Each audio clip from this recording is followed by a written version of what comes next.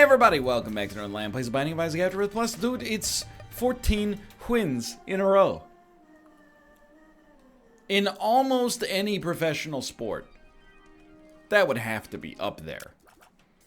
J4KZPXHW. In terms of like the most consecutive won games in a sport, I'm gonna go ahead and say that I wouldn't be surprised in baseball if a team has won 20 games in a row. Obviously, the Patriots won like 18 or 19 games during their so-called perfect season. I'm thinking about that item room, by the way. In the NHL, I think the Flyers set the record for most consecutive won games a couple of years ago and still missed the playoffs, which was kind of comical. 14, it would not be enough to start being like, hey, we're definitely making the record books. But it's enough to be like, you know what, we got a pretty good thing going here. I gotta say, there are definitely... There's one obvious problem with this run, and I do not care. Because they have given us a solution in every other department. The obvious problem is our HP. We're at blue baby level, which is totally okay. We have great damage. We have an above average, rate of fire. We have good speed. Like, everything's going pretty much... Let me put it this way. For every stat, we're doing above average right now, more or less. Even, you could make the argument we're doing above average in terms of HP as well. You'd have to, run it by me a couple of times. I'd have to think about it, to be honest. I couldn't necessarily sign off on that without crunching the numbers. I guess luck isn't. But can I teach you a dirty little secret about Isaac? Your luck does not matter. It's an irrelevant stat. Don't shoot the messenger. It just is worthless. I mean, it's not. It's worth something on one floor. Let me put it that way. Debatable decision, but the decision has been made. Really not interested in an arcade. Let's just get the heck out of town. How does that sound? Again, HP is modestly dangerous. Wait, the thing is, would I rather have Flush or would I rather have Pokeball? I would rather have Flush.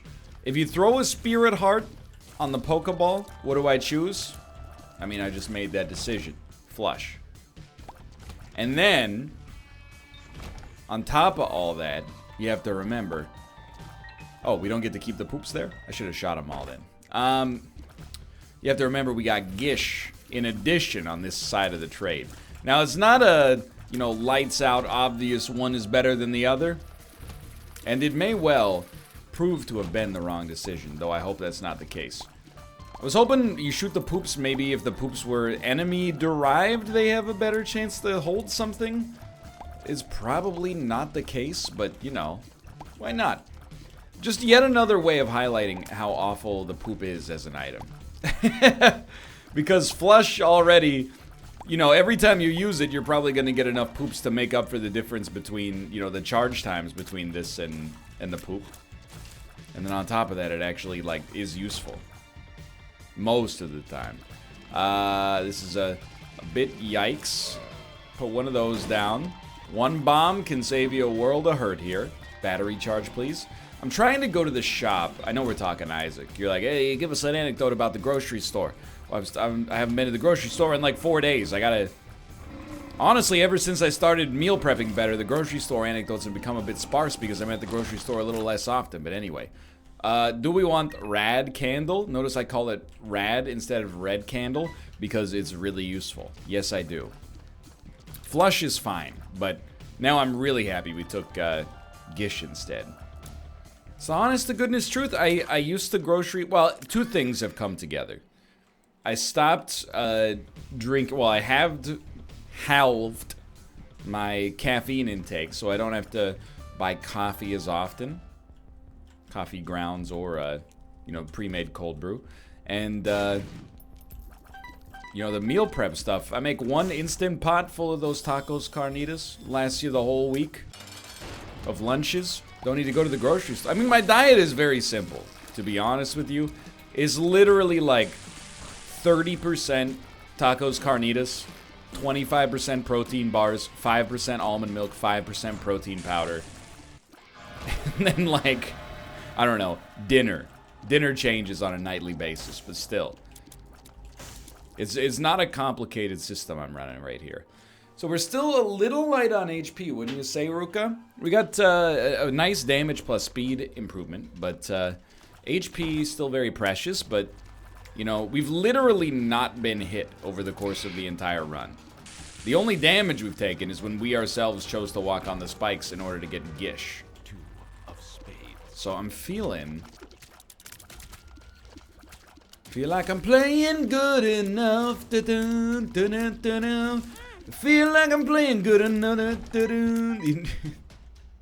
You guys know it's that song by Bad Company, Feel Like Making Love, but instead it's Feel Like I'm Playing Good Enough. But we did take a hit there, so maybe I don't know what I'm talking about. I would just, what we're asking for is not rare, to be clear. We're asking for something very common. We're asking for 1 HP upgrade on our first... I'll even say it. I don't want to start us off in an adversarial business relationship.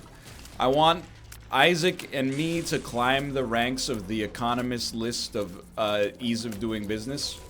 That's a real ranking I found out about the other day. 1 HP upgrade by the end of the 4th floor is all I ask you for. And it can come in any way, shape, or form. I'll eat the speed down to take lard. Or to take thunder thighs, or, you know, anything along those lines, really. I would welcome the opportunity. I sincerely would. So that's actually a library down there. You can't see because, you know, Isaac's still a webcamless experience, but... Ooh, interesting. I am a little tempted. I made the face of mild temptation. The idea that we can maybe trade Red Candle for Satanic Bible. For once, we actually have good damage. Like, better than good damage. I don't want to undersell it. And what we're lacking is a resource that tends to be more plentiful. It's like we got unlimited money, but no toilets. Well, most people have limited money. But also, well, most people in the developed world at least have limited money, but access to a pot with which to deposit their fecal matter. Don't make me fight Krampus. Oh, thank you. This is a win-win, but we need to be able to get out of this bucket of syrup right here. So, just be cool. Do not walk on any spikes. I think I need to try to get you to reroll into Spirit Heart status. Thank you so much. And then... Dude, I'm too fast, too. This run, it is good. We just need just a eensy-weensy bit of HP. Thank you for not letting me get hit. Satanic Bible. Okay, who would have freaking thought? Okay, we just won the run. And to prove to you how won the run is... I actually am going to make the brazen decision to go to this curse room. I regret nothing. Sort of. Satanic Bible should be... I mean, Satanic Bible plus nothing is almost a win in and of itself. Satanic Bible plus 8 damage on the 3rd floor? Yeah. Feels like it's good and... Anyway. Alright, so this, dude, honestly, I have not had a comfortable Isaac run today, so this one being comfortable has got me feeling real good. Gotta say, it was a good NLSS today as well. Robert and I continue to make good progress working our way through Remnant. It's been really nice having... Just pop it. Worth it. It's been really nice having, like, a co-op game that is fun and engaging, but also a little bit mindless, or rather, it can be as mindless as you want it to be in the moment. Because I don't want to say that it's devoid of mindfulness, but that we can just, you know, use as a go-to every Wednesday. I think we're making pretty good progress. And honestly, it's been a really fun way to play Remnant. A game that, if were it not for, you know, that segment on Wednesdays, I probably would have played for like 3 hours that one stream and then never touched again. It's been nice to have a chance to get back to it, honestly. Experience a little bit of the deeper stuff going on. And if you don't know what I'm talking about, start watching the Twitch streams. They're good fun. I know you're like, but I only go to YouTube. It's the platform I prefer. It's fine. I'm not trying to push you. You know, I'm not starving. But, you know, if you're ever looking for more NL content, there's always Twitch. I mean, really, you're missing out on like at least 40% of the NL content if you're a one platform user. Which is, you know, I understand.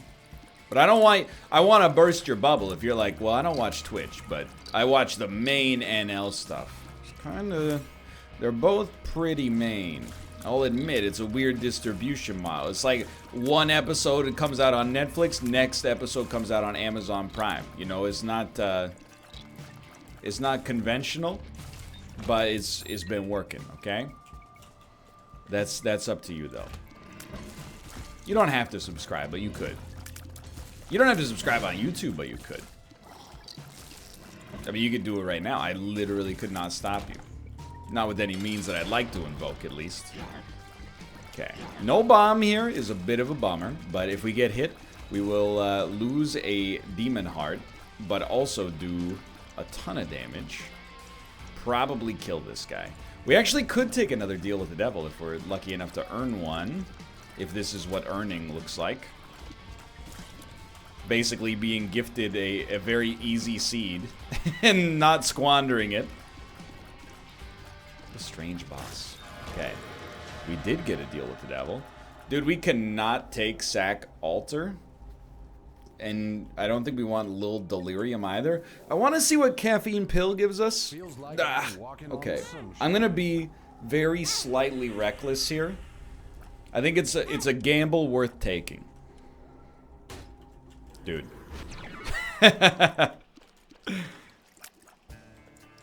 What can I say? It was definitely a gamble worth taking. All right, I'm feeling, I'm in my comfort zone. This is a good place to be.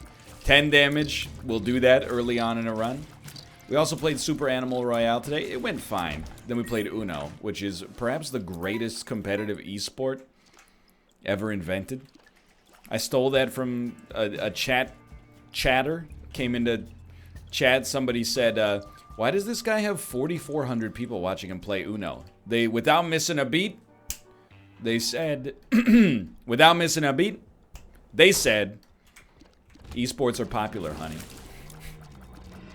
Great line. I'm gonna use the, sometimes it happens by accident, you know, there's like, it happens in PUBG a lot if we ever play it, which we've been doing a lot less often recently, but, you know, the actual good and popular PUBG streamers will stop streaming PUBG or log off or whatever, and then somehow my stream ends up being the most popular PUBG stream on Twitch by viewer count.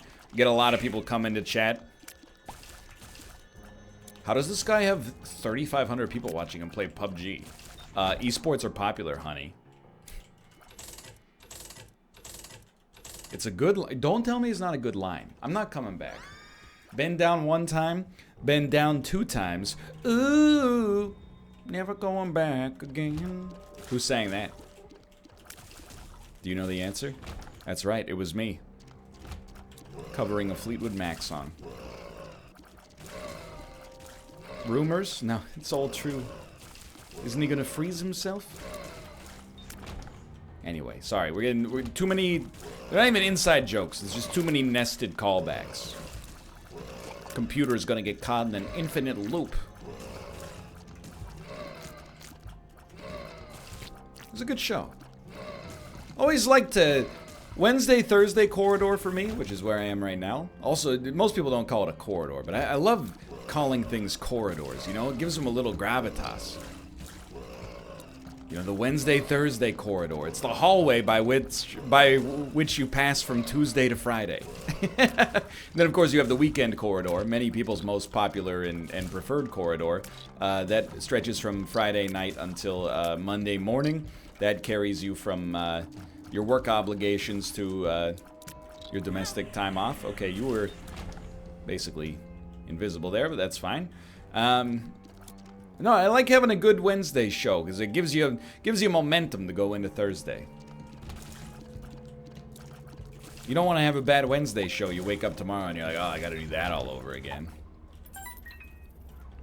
I am surprised though. There's a little bit of streamer sickness going around right now. Have you noticed? I don't know why I'm talking like Jimmy Fallon during his monologues. Maybe it's because he's my favorite comedian.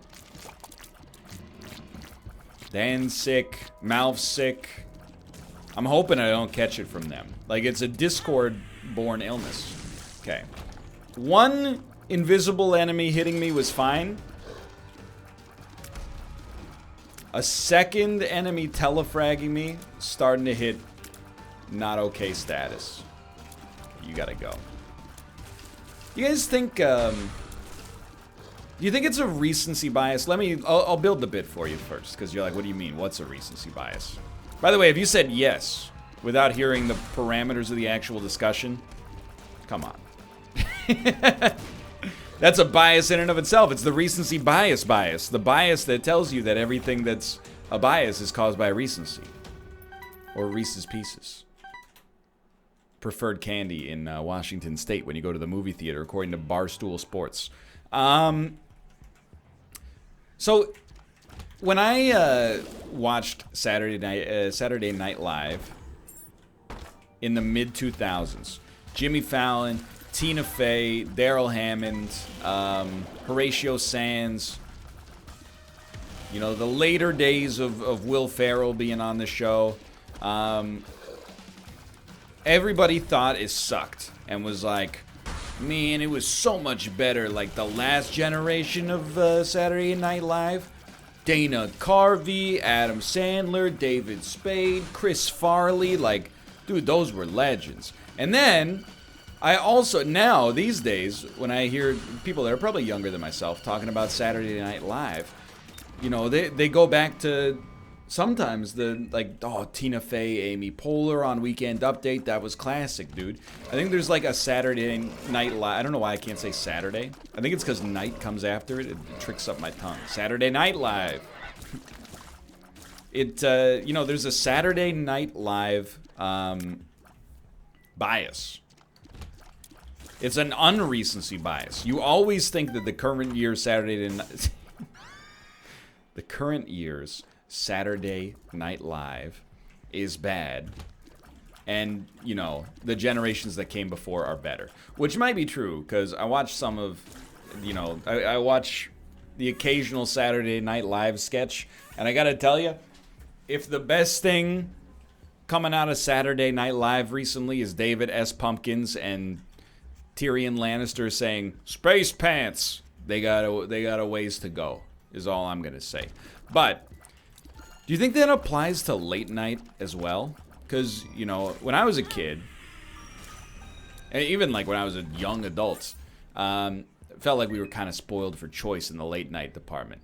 Craig Robinson, Craig Ferguson, that's it. Jay Leno, David Letterman, Conan O'Brien. You were spoiled. You had so many good options.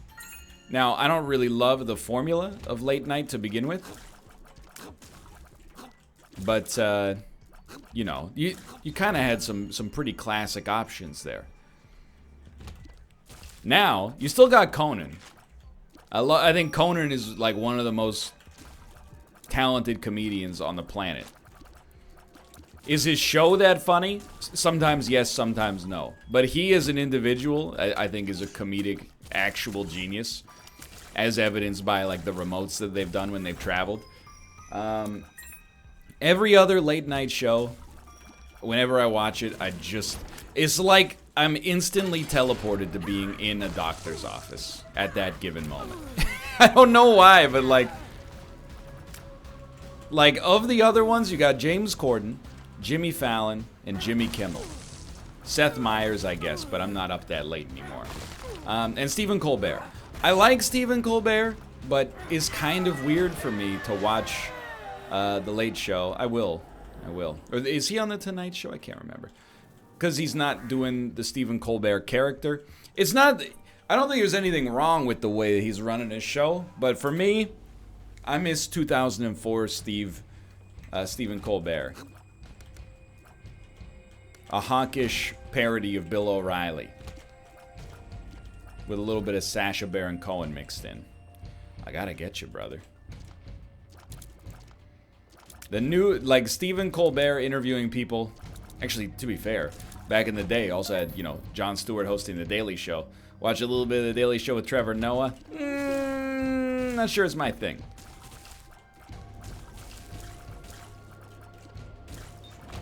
Anyway. I am also Canadian. Puts a slight damper on the thing. I can't relate to every bit as much.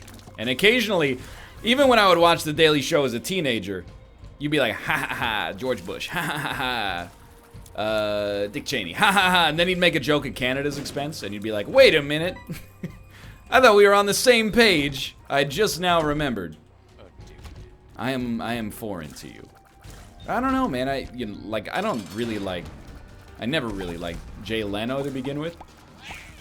His early stand-up is actually, like, pretty good. I know that's gonna... I don't know. I don't want to sound too much of a punk, you know? Oh, have you heard Jay Leno stand-up? So I was buying 12 cards the other day. Why did I say cards? The impression out of nowhere was almost good. And then I ruined it with a little extra letter count for no reason. I was buying 12 cars the other day. It's okay. David Letterman I like decently. Conan's always been #1 on the list. Craig Ferguson was also really good. But now I'm like, I don't know. They all... Jimmy, is James, is Seth, is, you know, yada yada. I don't know if the late night formula's done or we're just... I don't know. I don't want to say we're in a bad run because, like, to be honest, I'm not watching every episode. So I don't know. Maybe they've had a... Oh, season 74 of The Tonight Show has really actually pulled out all the stops, but...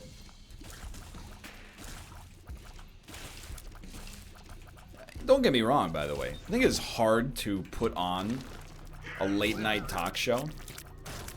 It might seem easy because it's the same thing every time. But I mean... You know, Saturday Night Live, you have 1 week, which is not a lot of time, to get these sketches written, you know, drilled down. Everybody's got to know their lines. Jimmy Fallon has to not start laughing whenever things get funny. You know, it's a real challenge. And a week is not a long time. But you got a week. In late night, you're writing like a 5 or 6 minute monologue to be aired on, you know, public television available to the public, not like public access, like 5 nights a week. That's crazy. I know you got a team of writers and stuff like that, but that's not a lot of time to be in the writer's room. And you know, did you see that Donald Trump tweeted a Nickelback song today? Something, you know, you got to make a punchline out of that before the lunch break. Otherwise, you know, you're screwed. Find yourself a new job. Trying to... This is how I reminded me of the fact that that band exists. See, that joke is not good enough. Is not good enough. I wouldn't make it. I'd be chewed up and spat out in that environment. Although, now I'm like, well, you got 10 hours to think of your jokes? That's crazy. Literally, I have 0 time to think of my jokes. When I say them, I come up with the punchline mid-sentence. And if I mispronounce a single word, the entire thing becomes moot. Help me? They're like, it's thought jokes. Thought humor. Anyway, I'm just saying. We still have cable. Dude, I honestly have to get rid of cable. I've been a defender of cable. We finally made it through the dark days of summer. Wow, this is one heck of a room to be facing right now, just for the record. But now that a hockey season is back, I can watch sports 2 nights a week and be like, that's why I have cable. But for, you know, basically from May until October, I watch TV less than 1 hour a night, without a doubt. And it's always at like 11 p.m. Literally, news. And then 25 different shows of people buying an object, fixing it up, and reselling it. I had no idea that was the state of modern North American television. Clunkers to classics. Kooky auto restorer Bill Sarsgaard. That's the guy who played Pennywise in It. Now that's a show I'd watch. Not a movie I'd watch, because I heard it's 2 hours and 50 minutes long, but a show I'd watch. He takes junkyard clunkers, turns them into boardwalk stunners. Deceptively muscly carpenter John and his real estate agent / interior designer wife Joan buy pieces of garbage in dangerous neighborhoods, repaint the walls, sell the house for 10 times what they bought it for, and pretend that they're not a drain on society. These 4 food truck chefs get given a vat of biomedical waste, and they have to make a croque monsieur sandwich. It's just every single show on TV is about taking garbage and making it presentable and then selling it onto some unwitting sap. Even like, you know, Pawn Stars. I'm giving the History Channel just the slightest bit of a pass because they've started airing The Strongest Man in History, because I'm kind of into the idea of a strong man thing right now. I'm like, you know what? This is cool. It has almost nothing at all to do with history, except that it's called The Strongest Man in History. And they travel around the world and go like, these rocks are old. They used to lift them to prove how strong they are. Look, it's tied to a historical context, but to have that on the History Channel is a bit of a surprise, is all I'm going to say. But they're getting a pass from me. You know what network will not get a pass, though? TLC. TLC used to be, when I was like 13 years old, it was the greatest television network on TV. Where the heck is Junkyard Wars? Bring back Junkyard Wars. If you weren't alive when Junkyard Wars, or you weren't cognizant, you didn't get control of the remote, when Junkyard Wars was popular, you are missing out. It was in like pre/early days of reality TV. 2 teams of like engineers and physicists and like, you know, robotics technicians and stuff like that they'd get in, I was gonna say they spawn in a junkyard. They gather in this junkyard that's full of like old machines and cars and stuff like that. Old, you know, metal stuff that you would appliances. And then you know, the host would be like, okay, today you're gonna make like a boat that has to go like 100 meters over water as fast as possible. You get like 48 hours to do it. They'd go into the junkyard and find like, you know, oh, this car was famous because it had like a V7 engine, very strange and perfect for, you know, riding the choppy waves of near the cliffs of Dover, stuff like that. And then they would use real technical expertise and they'd build these incredible machines, and, you know, sometimes they would be not so good. But, you know, you understood it because that's part of the fun. You're like, you know, you were under intense constraints to produce this. TLC now is like, this loser's never kissed a girl. Let's put him in a series of very uncomfortable situations and let the fireworks fly. He's a 45-year-old virgin who's never held hands with anybody. They're a group of sorority sisters from Arizona State University. Coming up this fall, it's Beauty and the Geek. That's a real show, but I think I filled in some of the details. You know, I'm not, by the way, I love those shows.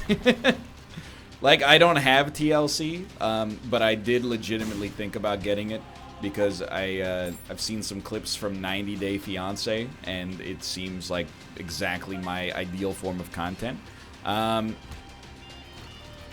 But I think it does, you know, highlight the fall of society. Even as a kid, I used to watch TLC and be like, man, I aspire to be as good as these people. Nowadays, when I see stuff from TLC, the whole show, like, it's inverted now. It's like, oh, thank God my life's not that messed up. Instead of giving me something to strive for, it's giving me something to be thankful for, which I guess, you know, is somewhat positive in its own way, but instead of being aspirational, it's more like there's some elements of Schadenfreude. Said like the most erudite sentence I've ever said. Aspirational is just such a good word. It just feels nice when you say it. It's like a squared onomatopoeia. It's like a super onomatopoeia. Because while you say the word aspirational, you are aspiring. Not in the... That is a way you can speak about linguistics, right? I know you're going to be like, it's respired. No, I think there's you can have like an aspirated phoneme. And I believe that an aspirated phoneme is included in the word aspirational. It's so meta, even this acronym. Written by the Life is Strange developers. Beelzebub? Not quite Beelzebub. You might as well just let me finish this one, because, like, you're not going to get me. Like, Tattoo's second single, they're not going to get us. This was a very, very pleasant run. Brief period of uncertainty at the very tippy top, where we weren't sure if we were going to get HP. We got HP. We got more than enough defense and damage, and now the whole thing is all coming together.